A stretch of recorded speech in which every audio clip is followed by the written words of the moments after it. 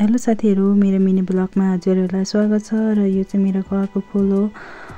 अनि अस्ति फुलेको थियो यस्तो। यो चाहिँ 12 मासै फुल्दैन, यो चाहिँ एक सिजन मात्र फुल्छ।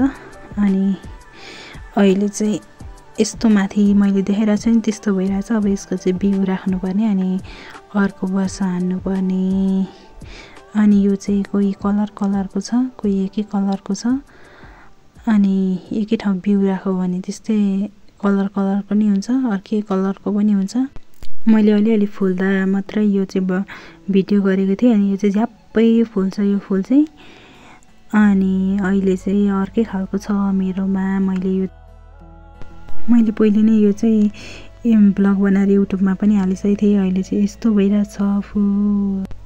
मेरो आजको भिडियो चाहिँ अब यति नै साथीहरु। अनि अर्को भिडियो म फुलकै लिएर आउँछु। बाइ बाइ साथीहरु।